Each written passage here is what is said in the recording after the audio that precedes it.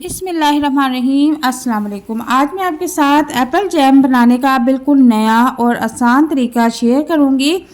इसमें कौन सी सीक्रेट चीज़ें ऐड करते हैं जिससे इसका फ्लेवर जो है बाज़ार से भी ज़्यादा अच्छा बन जाता है। अगर आप पहली बार बना रही हैं तो बहुत ही आसानी के साथ ढेर सारा आप एप्पल जैम बना के लंबे अरसे के लिए स्टोर करके रख सकती हैं और मज़े की बात कि ये ख़राब भी नहीं होता।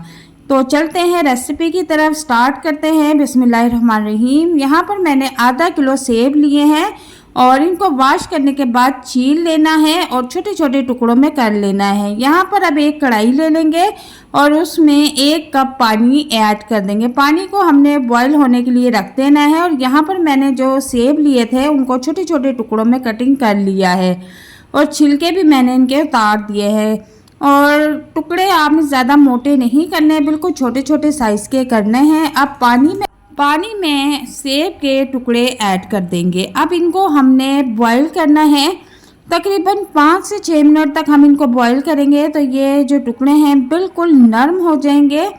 तो 5 मिनट के लिए मैंने इसे कवर कर दिया था। तो यहाँ पर चेक कर लेते हैं कि जो हमारे सेब हैं वो बिल्कुल नरम हो चुके हैं। मैं आपको एक चेक करवा देती हूँ।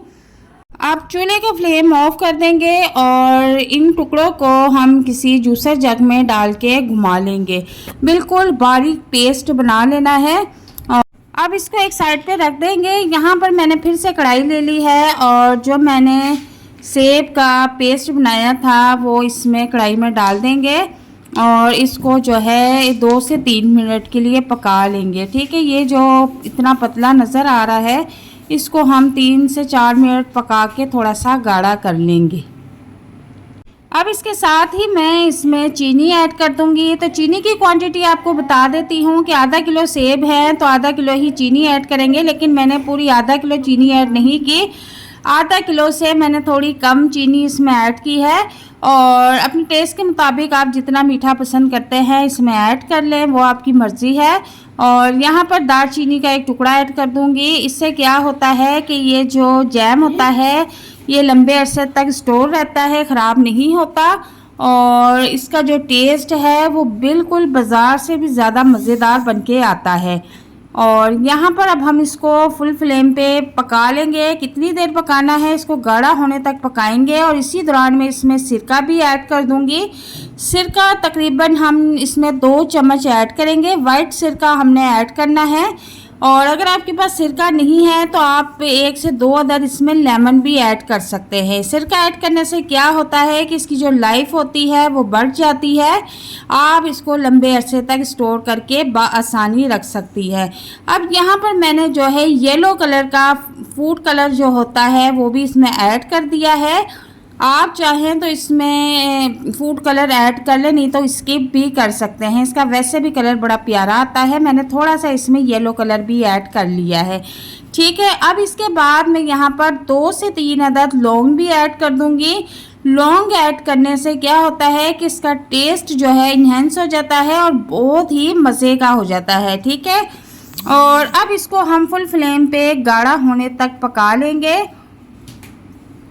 जब ये बिल्कुल गाढ़ा हो जाएगा तो हम इसको चूल्हे से उतार लेंगे। अच्छा, अब इसकी पकने की निशानी क्या है मैं आपको वो भी बता देती हूँ। इस जैम को पकते हुए तकरीबन 10 मिनट हो चुके हैं। तो यहाँ पर इसको चेक करने का तरीका यह है कि आपने एक प्लेट लेनी है, बिल्कुल खुश्क होनी चाहिए, पानी नहीं होना चाहिए।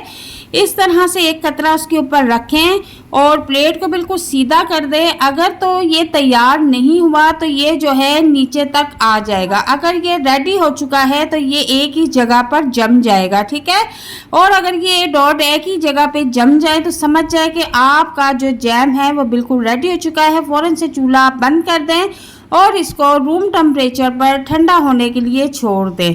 जब ये रूम टेम्परेचर पर बिल्कुल ठंडा हो जाएगा तो आप इसको जिस बोतल में डालना चाहते हैं उसमें डाल के स्टोर करके रख सकते हैं।